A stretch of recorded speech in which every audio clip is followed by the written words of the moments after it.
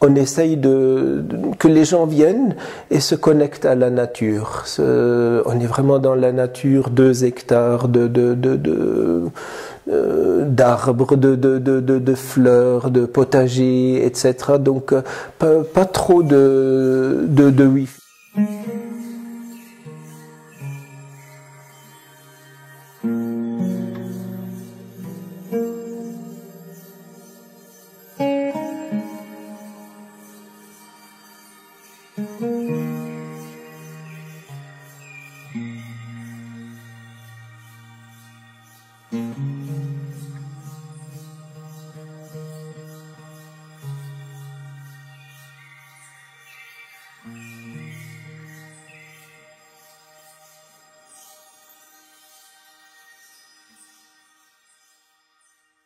Salut, je suis avec Karim de Babzouina aujourd'hui. Je suis super heureux d'être ici et on va vous annoncer des petites nouvelles. Le but de cette vidéo, c'est de vous présenter Karim, son magnifique lieu. Donc là, normalement, vous aurez déjà vu quelques petites images de Babzouina. Donc Karim, pour commencer, qui es-tu? Est-ce que tu peux nous parler un peu de ton parcours de vie jusqu'à ici? Jusqu'au Maroc. Ouais. Donc d'origine, je viens du Liban, de la Syrie. C'est là où j'ai grandi mon enfance. Et puis, dans l'adolescence, il y a eu la guerre civile du Liban. On était réfugiés pendant 6 mois, 9 mois en Syrie. On pensait que ça allait s'arrêter, la guerre. Puis finalement, comme on vivait 22 personnes dans un 2 pièces et demie, c'était un peu difficile pour la scolarité. Donc mes parents ont décidé, allez, on va en Suisse. Mon père avait étudié en Suisse, avait rencontré ma mère allemande à Lausanne. C'était un peu leur deuxième patrie, comme ça. Donc j'ai fini ma scolarité là-bas. Mais mes racines arabes me manquaient. Donc à 18 ans, j'ai pris le sac à dos et je suis arrivé de façon très fortuite au Maroc. Je suis tombé amoureux du Maroc, comme toi, quelques années avant toi. Et j'ai connu un groupe d'amis très sympa. En fait, il y a ce proverbe arabe qui dit « Ajjar thumma ad-dar », donc recherche le voisin et ensuite construis ta maison. Mon ami Abdelhadi construisait sa maison à côté, puis j'ai acheté ce terrain tout nu. Il n'y avait rien, aucun arbre, beaucoup de rochers, beaucoup de terrassements à faire. Et j'avais aucune vision, mais j'étais jeune, je donnais des cours privés de maths, physique, chimie en Suisse, que ça payait bien. Donc j'ai pu acheter ce terrain et puis on a planté des oliviers. J'ai commencé à construire une pièce, ensuite la maison en pierre que tu as vue. Belle bâtisse traditionnelle, mais qu'on a construit sur 4 ans, 5 ans, comme ça, au fur et à mesure que mes économies, il n'y avait pas de stress, mais j'avais vraiment aucune vision, pas d'électricité, donc j'ai mis mes propres panneaux solaires. C'est un Belge qui me les a installés une fois, Alain. Et voilà, c'est resté ma maison secondaire, ferme comme ça. On venait avec la famille, les enfants, des amis, des petits séjours comme ça. Comme je voyageais beaucoup pour mon travail précédent, je travaillais dans l'environnement, donc dans les pays arabes, en Afrique, je venais assez souvent au Maroc. Donc voilà, j'ai gardé le contact chaque quelques mois comme ça. À l'époque, il y avait Habib, mon gardien, ouvrier, ami. Finalement, ça fait 36 ans qu'on se fréquente, qu'on se connaît. Il a vu une grande partie de ma vie, j'ai vu une grande partie de sa vie, ses enfants, ses petits-enfants et tout ça. Donc il y a une grande amitié, une fraternité qui s'est aussi faite. Il y avait aussi Mina à l'époque qui fait maintenant le pain. C'est un peu la grand-mère de tous, n'est-ce pas? Voilà, elle s'occupait du ménage et puis Ibrahim, Habib du jardin. Et puis, mon travail était dans l'environnement, comme j'ai dit, les pays arabes. J'ai travaillé avec les Nations Unies. Tu faisais quoi exactement? On faisait beaucoup de sensibilisation. à l'environnement, donc on faisait des séminaires, des conférences. On formait aussi des gens aux techniques de l'environnement, du recyclage dans les usines, les administrations. On a fait aussi des études pour des gouvernements, des ministères, etc. Et on a fait aussi des projets de recyclage, du concret en fait. Donc là c'était assez large. Puis dans les années 90, quand on a commencé, il y avait tout à faire dans les pays arabes. Il n'y avait pas de loi environnementale, il n'y avait pas de ministère, aucune sensibilité. Donc on a fait, grâce à Dieu, beaucoup de belles choses.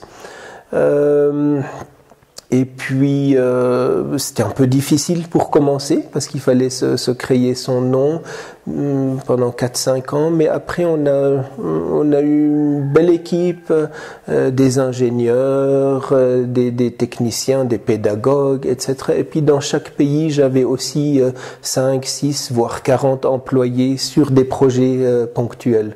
Vraiment une belle initiative qui a fait sa vie. Et puis il y a eu le printemps arabe qui nous a un peu cassé parce qu'on avait des projets sur 20 ans sur l'éducation environnementale en Syrie.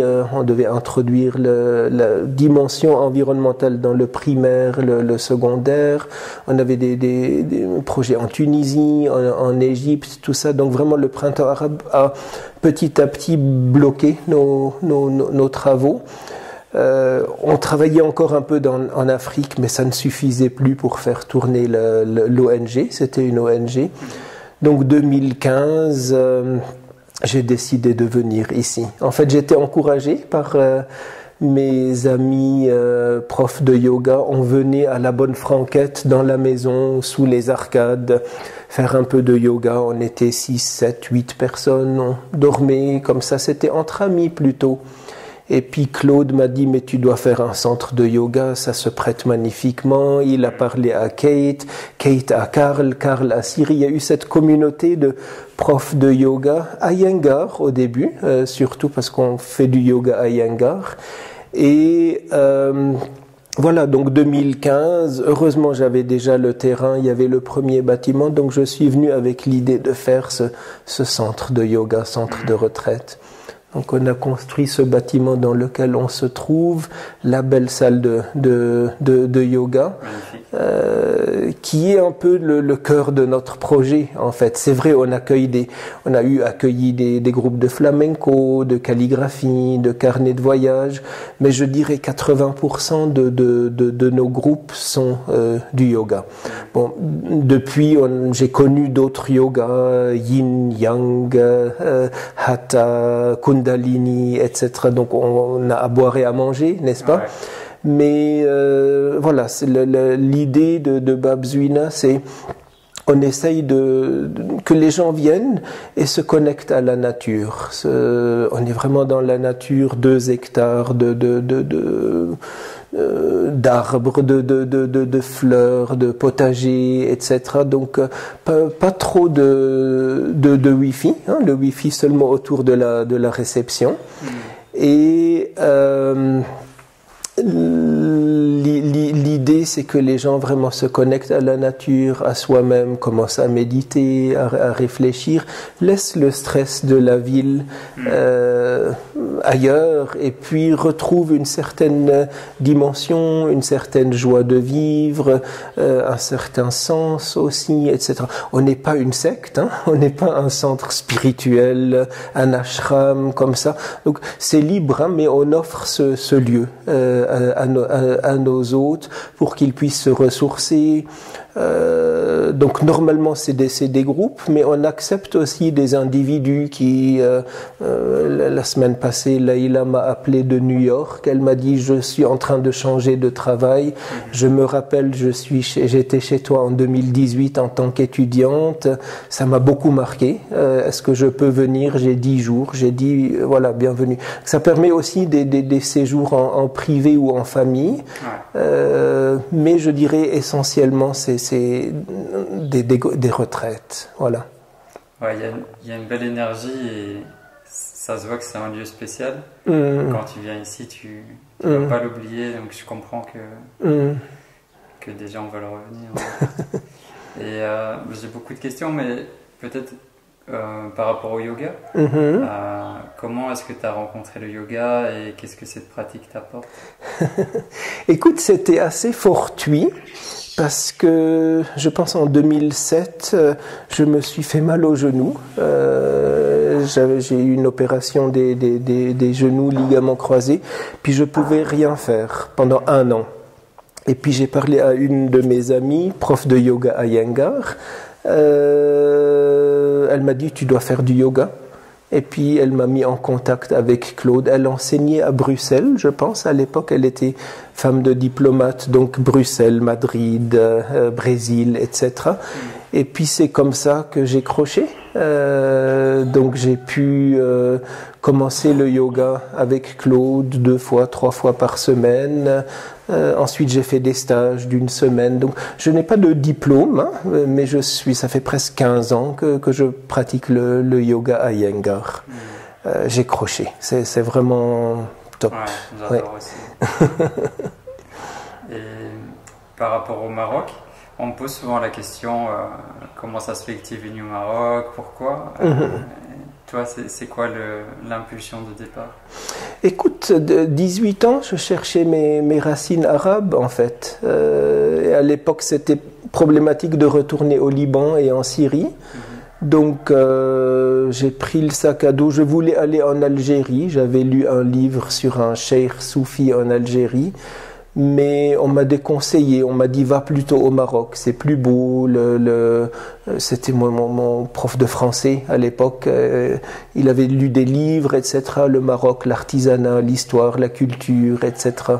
Donc, et puis je suis tombé amoureux du Maroc. Et en fait, en tant qu'étudiant, je me suis trouvé chaque excuse pour revenir. Donc, mon mémoire de master, j'ai trouvé un manuscrit à Rabat, puis j'ai passé plusieurs mois à Rabat à essayer de le déchiffrer, l'éditer. Ensuite, j'ai fait du commerce. J'ai acheté plein de bijoux fantaisie, du cuir, des tapis que je vendais au marché Opus à Lausanne et Genève. Donc, voilà, chaque occasion pour garder ce contact avec le Maroc, avec les artisans, avec le peuple marocain. C'est vraiment attachant. C'est ma patrie. Je dirais pas ma deuxième patrie, mais c'est ma patrie. Ouais, il y a quelque chose de spécial ici. Ouais. Okay. Et par rapport au projet écologique, est-ce qu'il y a des choses que tu as mis en place ici ou que tu prévois de... Tu veux dire dans mon ancienne vie ou ouais, parce que les choses que vous aviez fait avant, est-ce qu'il y avait des choses au Maroc aussi? Écoute, on a beaucoup travaillé au Maroc, mais je dirais au niveau macro. On a travaillé avec le ministère du Tourisme pour mettre en place la stratégie de tourisme durable.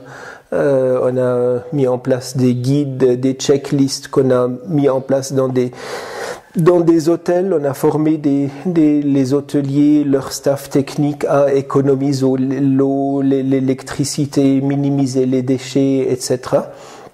Moi, je dirais ça, c'est une ancienne vie. Maintenant, ici, depuis 2015, j'ai tourné la page par rapport à ça.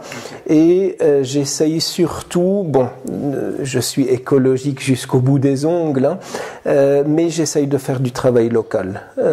Donc, c'est fini, les ministères. J'ai plus de cravate, de costume. J'ai laissé à la Bernard Nicolas Hulot, hein, les cheveux comme ça. Mais... on travaille beaucoup avec la communauté locale, donc les quelques villages qui nous entourent, le social, du point de vue éducation. On essaye tant bien que mal de sensibiliser le staff, les voisins à l'écologie, les déchets, etc. Et aussi, le bâtiment dans lequel on est, c'est un bâtiment, je dirais, pensé écologiquement. Donc ce qu'on essaye de faire, ça c'est aussi un autre projet en parallèle de Babzwina, c'est le bâti traditionnel. Donc ici c'est des briques en terre séchées. Point de vue énergétique, c'est beaucoup plus intéressant que des briques en ciment, la matière, l'énergie grise, la vie dans un bâtiment avec des murs de 50 cm, l'énergie on dort beaucoup mieux, la thermie, les écarts thermiques, etc. Donc il y a beaucoup de bénéfices à ça. Il faut qu'on construise en terre. On savait construire en terre. Maintenant on le fait presque plus parce que c'est plus difficile, c'est un peu plus cher, etc.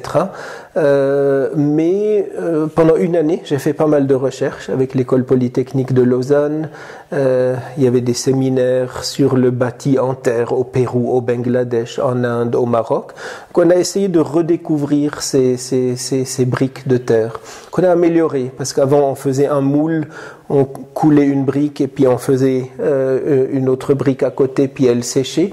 Nous, on a développé une presse manuelle pour ça.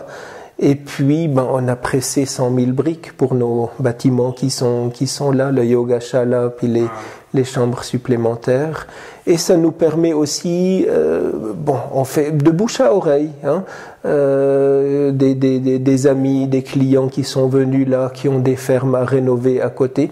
Ça nous a permis d'avoir des petits projets dans la vallée de l'Ourika pour le moment. Ouais, ça m'intéresse pour mon futur projet aussi. Peut-être qu'on pourra même faire une vidéo à part pour oui, avec plaisir. Oui. Je vois que des avantages aussi du bâti en terre. Hein. Et même esthétiquement, c'est très joli. Oui.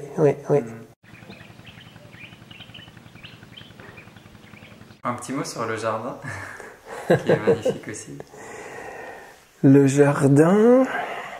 En fait, celle qui est responsable du jardin, c'est mon amie Katarina.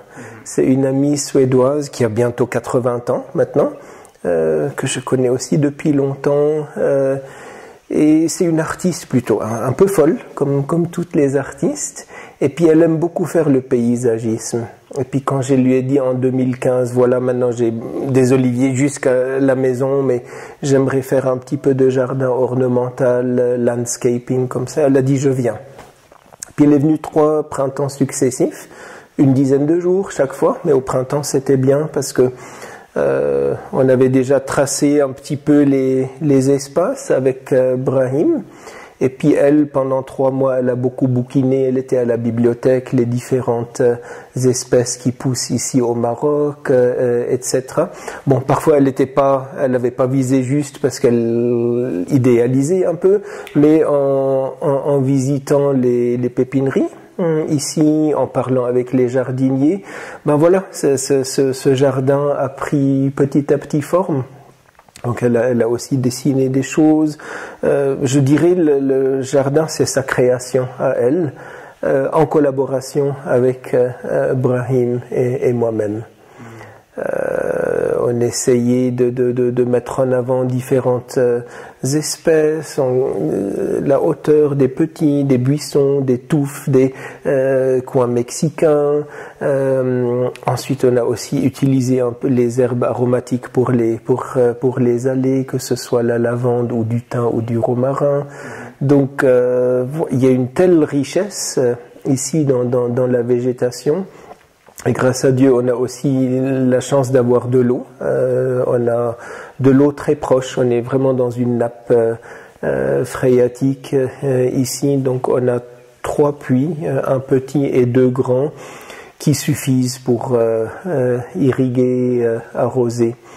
J'ai fait le choix aussi de mettre l'arrosage au goutte à goutte dans le verger, donc pas proche des maisons. J'aime pas voir ces tuyaux noirs, donc on le fait toujours encore à l'ancienne, comme ça, on arrose à la main. Mais par contre, dans les vergers plus bas, là où on va moins, là il y a le goutte à goutte autour des arbres fruitiers et autour des oliviers. Oui. Et tu as mis aussi des petits espaces un peu partout où on peut se poser. Ça, c'était aussi je pense, le Covid qui nous a poussé à faire ça. C'est-à-dire, on avait beaucoup de temps Ça a commencé comme ça, je pense, le mars, 18 mars, lorsqu'on a dit vous bougez plus, vous vous arrêtez. On avait 3 stagiaires ici, des workaway, un couple du Portugal et puis une agronome de Suisse. Elle était soudanaise, mais elle a vécu en Suisse. Et puis on était là, coincés avec le papa d'Hélène, des amis des États-Unis. On était une petite communauté de 10 personnes. On faisait le yoga chaque jour. Et puis il fallait s'occuper la journée. Donc on faisait des traductions avec Hélène, son papa, et mes jardiniers que je voulais pas mettre à la porte. Et les stagiaires, on a commencé par le coin japonais. On a construit le tori en l'honneur de mon maître de shiatsu. Je lui ai envoyé la photo, il était trop content. On a fait ce coin japonais, cet espace, ces roses, ces allées, le bassin, etc. Et puis, effectivement, quand les groupes venaient ici, on manquait d'espace. C'est vrai, on a la salle de yoga, on a la terrasse, mais je me suis dit, il faut essayer de profiter des 2 hectares qui sont là pour faire de nouveau différents coins, pour s'asseoir, des coins un peu plus grands, pour avoir des cercles de discussion, voir de la musique aussi, etc. Donc, après cet espace japonais, on a aussi planté une tente nomade. On peut faire des repas, des pauses café, des soirées musicales. Ouais, super. On a un amphithéâtre romain dans lequel on peut aussi mettre du feu à l'intérieur. Voilà, tous ces petits recoins pour s'asseoir, prendre un livre, méditer, regarder la nature, écouter les oiseaux et tout ça. Donc merci le Covid. Merci le Covid. Il y a toujours des avantages dans chaque toujours, situation. oui, toujours. Oui. Ouais, c'est vrai qu'on était fermé 9 mois.